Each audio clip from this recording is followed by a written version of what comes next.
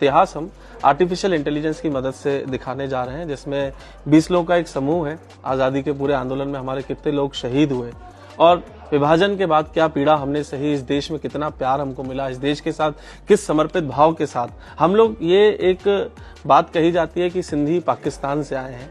Actually हम पाकिस्तान से नहीं, सिंधी जो है वो अखंड भारत का हिस्सा है और अखंड भारत में जब विभाजन हुआ तो विभाजन के बाद हम अपने ही देश में आए।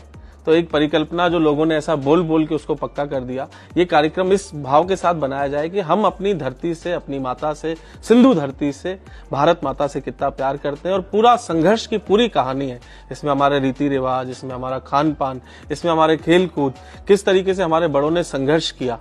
एक समय खाते थे, 2 समय नहीं खाते थे, बच्चों के लिए कितना अपना काम किया, वो सब हम इस कार्यक्रम में दिखाने जा रहे हैं। ये हमारे कार्यक्रम की 10वीं प्रस्तुति है। इससे पहले बम्बई, गुजरात और कई जगह ये कार्यक्रम पहले भी हो चुका है। आपने जैसे बोला एआई के माध्यम जी, कैसे रहेगा? आर्टिफिशियल इंटेलिजेंस का कहने का मतलब ये होता है क्योंकि आज के युग में मुझे 100 साल पहले का दिखाना है, तो हमने वो क्रिएट किया। आर्टिफिशियल इंटेलिजेंस एक ऐसी विधा आई जिसमें हम वो पैरेलल वर्ल्ड क्रिएट कर सकते हैं। तो जब आप पिक्चर्स देखेंगे, आप में से कुछ लोग जब कार्यक्रम के दौरान रहेंगे, जब आप देखेंगे तो उस समय आप देखेंगे कि किस तरीके से वो दुनिया होती थी, वो क्या कपड़े पहनते थे, क्या युद्ध था, राजा डायर सेन कौन थे।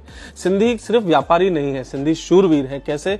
सिंध क्योंकि सीमांत प्रदेश था, तो सिकंदर को जब भारत पे हमला करना था तो वो सिंध के रास्ते आ रहे थे, तो सिंधियों ने उनको वहां पे रोका। उसके बाद राजा दाहिर सेन 14 बार अरबों से लड़े। मोहम्मद बिन कासिम के हाथों दुर्भाग्यवश उनका जो मृत्यु हो गई, पर वो शहीद हुए, पर उनका बड़ा योगदान रहा। उन्होंने अपने सिंधुपति महाराजा राजा दाहिर सेन ने अपनी माता के लिए, सिंधु माता के लिए सब कुछ कुर्बान कर दिया। सिंधियों का 5000 साल का पूरा इतिहास, ऋग्वेद की रचना हमने की, सिंधु घाटी के किनारे हुई पूरी कहानी।